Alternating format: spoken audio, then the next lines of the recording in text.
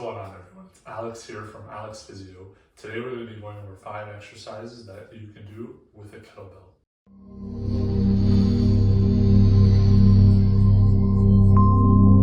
Welcome. For those of you who are new to my channel, my name is Alexander Kravich. I'm a physiotherapist in Vancouver, British Columbia. Today we're going to be going over 5 exercises that you can do with a kettlebell.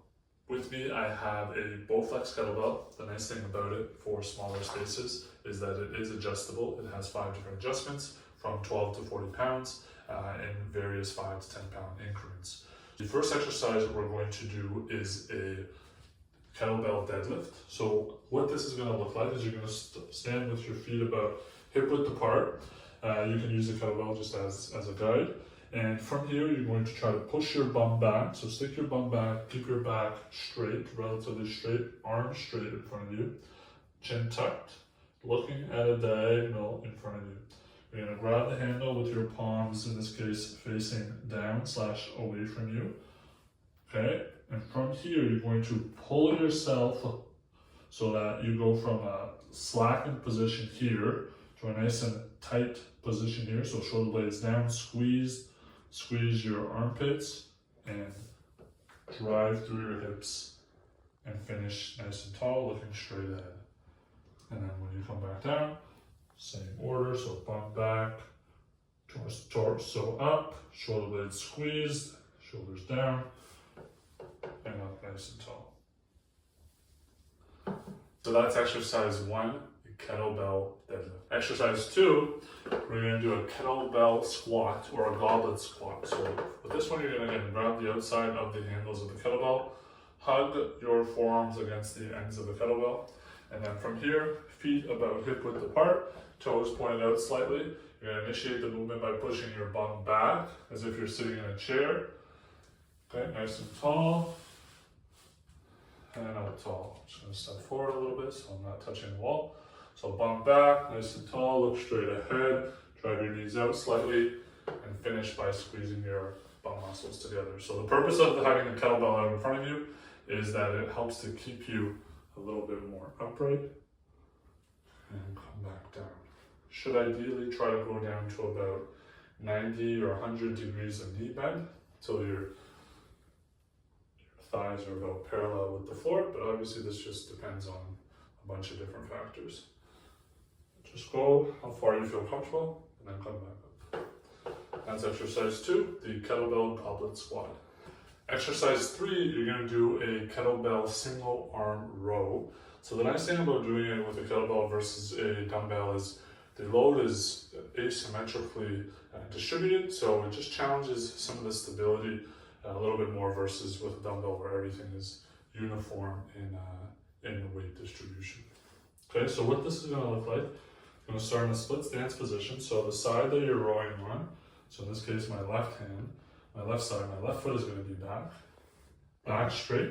You can use something if you have in front for balance or for support, but you can do it obviously without as well. And then you're going to grab the handle with your palm facing inwards, back straight, and you're rowing at a diagonal. So think about like a lawnmower, you're not going straight up and down. You have it slightly in front of you, back straight, squeeze your shoulder back, elbow goes to about torso position, so in line with your torso, you're not going too high up so that your shoulders tipping forwards. Okay, and then come back to the start. So squeeze the shoulder blade and back down, and you're pulling again in that diagonal pattern, trying to work on strengthening your back muscles primarily and some arm bicep muscle action as well. That's exercise 3, the single arm kettlebell row. Exercise 4, we're going to do a single arm floor press. So what this is going to look like is we're going to lie on the floor, knees are going to be bent, feet flat.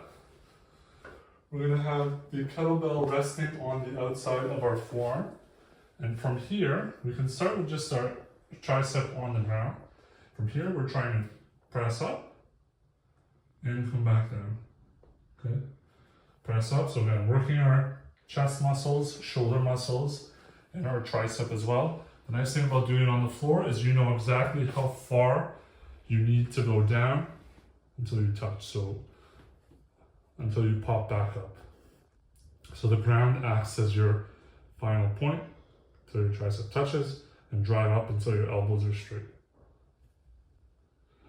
That's exercise 4, the single arm kettlebell chest press. Exercise 5, we're going to do a bottoms up shoulder press. So what this is going to look like, and again, if you're in a place where it's a smaller ceiling, like in my case, I'm actually going to start by doing it on my knees so I can get the full range of motion, is we're starting bottoms up. So again, a little bit more instability involved in this. So shoulder stability is required here more so versus if it was just resting on your forearm. You're trying to press up until your elbow is straight if you can, and until your upper arm is in line with your ear, and then come back down. Again, it's going to be wobbling as you're going up and down, so just trying to squeeze that handle as strong as you can. You're going to press up again until arm straight. Try to avoid flaring your ribs and arching your back.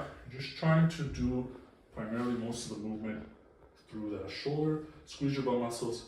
Keep your core nice and strong. Come down, nice and controlled. Ideally, if you can, until your elbow's about 90 degrees, you're not just letting it drop all the way down. And you're trying to be in control the whole time.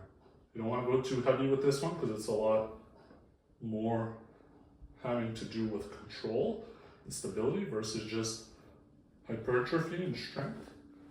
So nice and controlled, limit the amount of wobbliness. That's exercise 5.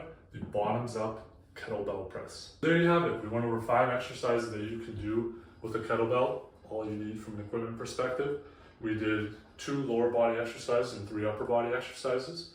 So you can cycle through these as a circuit, do 1 upper, lower, upper, lower, upper, and then just do 2 to 3 sets of those, just if you want to get a quick workout in that maximizes the use of space and minimizes the use of equipment.